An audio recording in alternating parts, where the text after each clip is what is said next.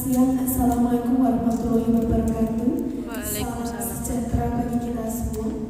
Yang terhormat Ibu Dian Anggraini SKMPH selaku Mentor serta rekan-rekan peserta presentasi laporan orientasi P3K. Pertama-tama marilah kita panjatkan puji dan syukur kehadirat Tuhan Yang Maha Esa karena kita telah diberikan rahmat sehingga kita ada di tempat ini. Pada hari Selasa 22 Oktober 2024, saya Trisya Pustika Dian akan memandu acara presentasi laporan orientasi pengenalan nilai dan etika pada instansi pemerintah bagi P3K Dinas Kesehatan Kota Surakarta.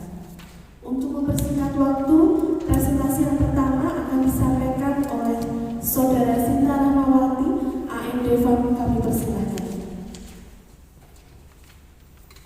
Assalamualaikum, terima kasih Mbak Trisya atas kesempatan yang diberikan kepada saya. Yang saya hormati Bu Dian selaku Kepala Seksi Bidang Penunjang Medis dan mentor saya di sini dan teman-teman yang saya banggakan. Di sini saya akan memaparkan laporan hasil orientasi pengenalan nilai dan etika pada instalasi pemerintah P3K Dinas Kesehatan Kota Surakarta. Nama saya Sinta Rahmawati, jabatan Asisten Apoteker Terampil.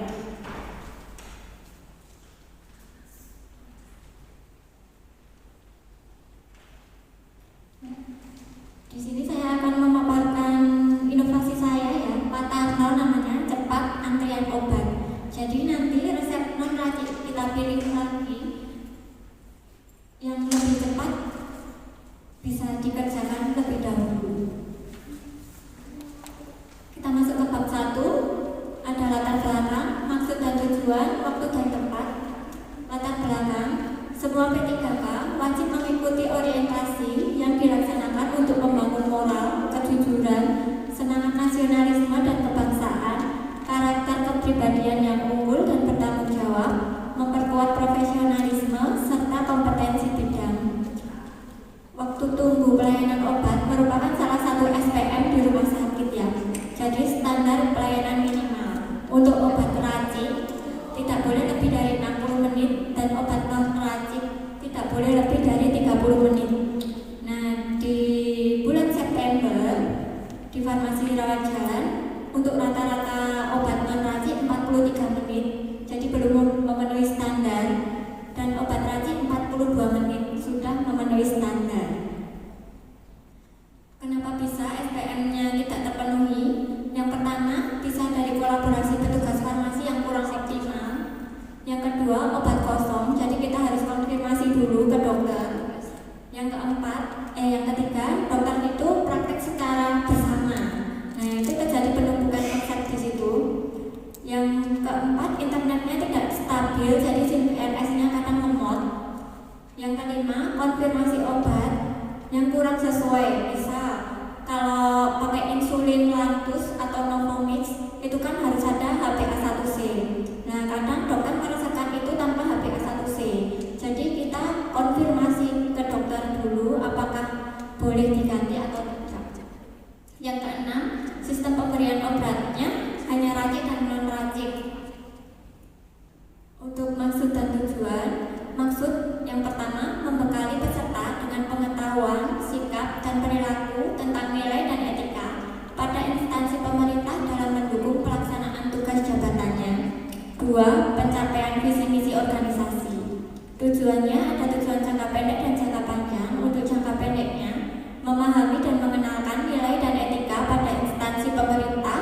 Untuk jangka panjang, 1. Mengabdi diri untuk negara dan melayani masyarakat. 2. Mengembangkan nilai diri agar menjadi pegawai yang profesional. Untuk waktu dan tempat, 3 Oktober 2024 sampai 23 Oktober 2024, dan tepatnya di RSUD Bung Karno ya, tepatnya di farmasi rawat jalan. Bab 2, nilai dan etika pada pemerintah Kota Surakarta. Untuk visi Kota Surakarta mewujudkan Surakarta sebagai kota budaya yang modern, tangguh, gesit, kreatif, dan sejahtera. Untuk misinya, yang pertama, meningkatkan kualitas kesehatan masyarakat yang tangguh. 2. 2. Memperkuat pertumbuhan ekonomi yang adaptif dan berkelanjutan. 3. Mewujudkan tata ruang dan infrastruktur kota yang mendukung kemajuan kebudayaan dan pariwisata. 4. Meningkatkan kualitas dan daya saing pemuda dan masyarakat umum di bidang pendidikan, ekonomi, seni budaya, dan olahraga. 5. Mengembangkan tata kelola pemerintahan dan pelayanan publik yang gesit dan kolaboratif berlandaskan semangat gotong royong dan kebinekaan. 6. Mewujudkan kemakmuran dan kesejahteraan bersama warga kota yang berkeadilan dan inklusif. 7. Mewujudkan daerah yang kondusif dan kerukunan antar umat beragama dalam tata kehidupan bermasyarakat dan saling menghormati. Untuk manajemen P3K, yang pertama, manajemen kepegawaian P3K menghasilkan pegawai yang profesional, memiliki nilai dasar, etika profesi, bebas dari intervensi politik, bersih dari praktek KKN. Yang kedua, disiplin P3K, upaya peningkatan disiplin. Yang ketiga, penilaian kinerja P3K untuk menjamin objektivitas prestasi kerja. Kita masuk ke Dinas Kesehatan Kota Surakarta. Visi pelayanan: mewujudkan Dinas Kesehatan Kota Surakarta ikhlas dalam memberikan pelayanan prima. Untuk visi pelayanannya, yang pertama, memberikan pelayanan prima yang berorientasi pada kesesuaian peraturan perundangan yang berlaku, keterbukaan informasi dan kejelasan. 2. Meningkatkan kualitas SDM secara periodik dan berkelanjutan. 3. Mengembangkan sarana dan prasarana serta memutakhirkan teknologi. Untuk RSUD Bung Karno Surakarta, visi menjadi rumah sakit dengan pelayanan paripurna berdasarkan semangat Bung Karno guna mewujudkan masyarakat waras tahun 2024. Untuk misinya, yang pertama, meningkatkan pelayanan paripurna yang bertumpu pada peningkatan mutu dan keselamatan pasien. 2. Meningkatkan kualitas sumber daya manusia yang wasis, disiplin dan lurus dalam pengabdian serta ikhlas dalam pelayanan. 3. Meningkatkan kualitas sarana dan prasarana. 4. Menyelenggarakan tata kelola organisasi yang efektif, efisien, yang berasas gotong royong dan kejujuran. 5. Meningkatkan kesejahteraan dan profesionalisme karyawan. Untuk SOTK di RSUD Bung Karno, yang paling atas direktur membawahi SPI dan komite.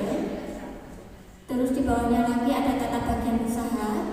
Di bawahnya bagian tata usaha ada subbagian perencanaan dan keuangan dan subbagian administrasi, kepegawaian dan organisasi, yang di dalamnya ada instalasi dan kelompok jabatan regional. Yang kedua, di bidang pelayanan medis dan keperawatan, di bawahnya ada seksi pelayanan medis dan seksi keperawatan, yang di dalamnya juga terdapat instalasi dan kelompok jabatan fungsional. Yang ketiga, ada bidang penunjang yang membawahi seksi penunjang medis dan seksi penunjang non medis, yang di dalamnya ada instalasi dan kelompok jabatan fungsional. Untuk bab 4, rencana hasil bekerja, kita mengidentifikasi isu. Yang pertama, belum optimalnya pencatatan dan pelaporan obat kosong. Yang kedua, lamanya waktu tunggu obat di farmasi rawat jalan. 3. Kurangnya monitoring kepatuhan minum obat pasien TB dan HIV. 4. Kurangnya informasi tentang biodi dan penggunaan obat khusus. Dari analisis USG, isu yang diangkat, lamanya waktu tunggu obat di farmasi rawat jalan yang belum sesuai dengan SPM, dan gagasan yang diangkat, optimalisasi standar pelayanan minimal terkait waktu tunggu pasien rawat jalan melalui patah media cepat antrian obat. Rencana hasil kerja, yang pertama, melakukan konsultasi dengan mentor, mengidentifikasi isu yang akan diangkat. 2. Melakukan komunikasi dengan bagian IT. Nah, di bagian IT ini ada penambahan menu antrian ya. Jadi yang sebelumnya hanya ada rajin, non rajin dan antar. Setelah penambahan itu ditambah fast track. Jadi patah itu di sini ditulis fast track itu. Yang kedua, tampilan display subrainya sebelumnya hanya ada 4 kolom ya yang di bawah.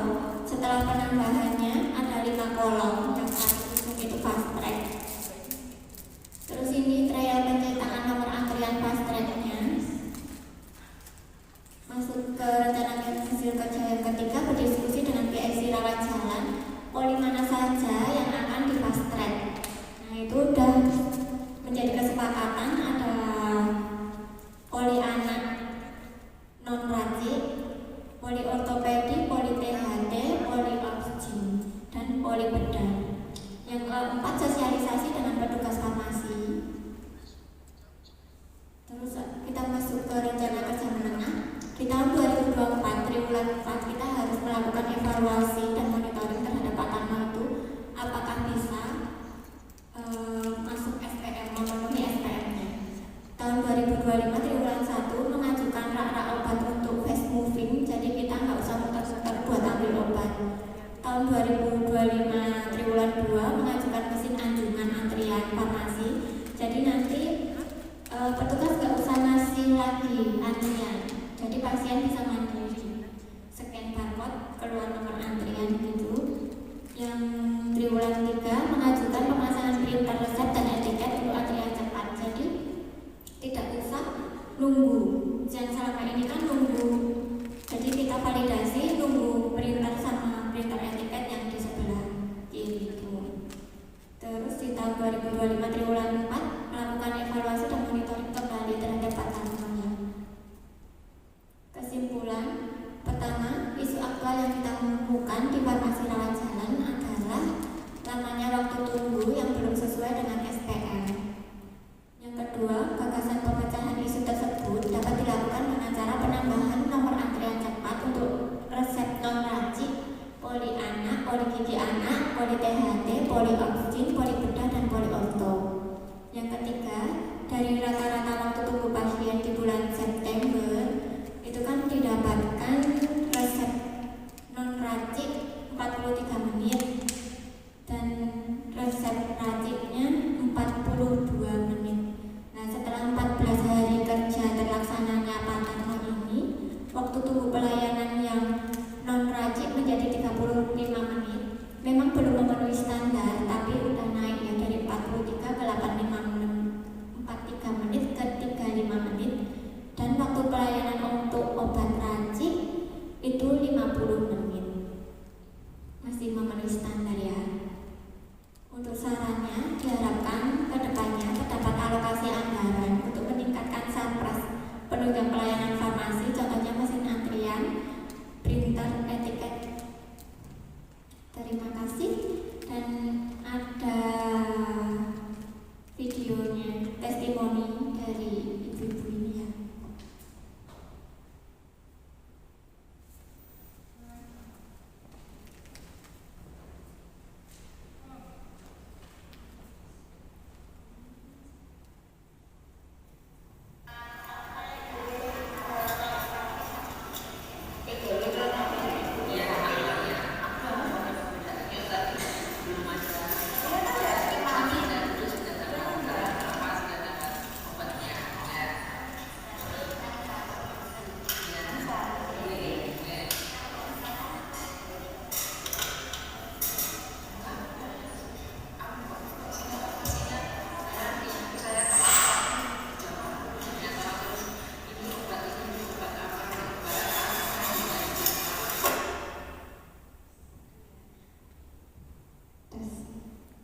Jadi ibunya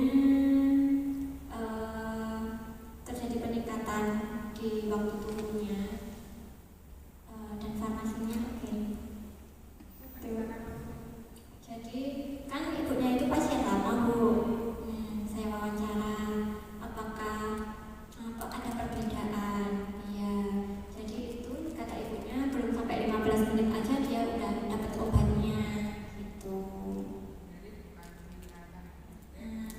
Kecepatan semakin cepat.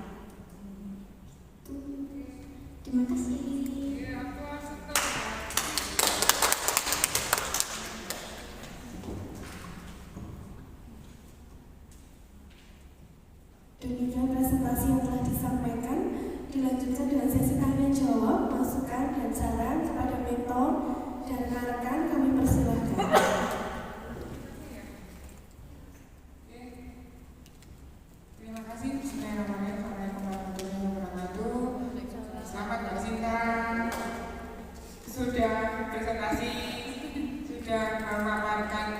hasil MOC-nya, sudah memaparkan gagasannya, sudah diimplementasikan dan sudah ada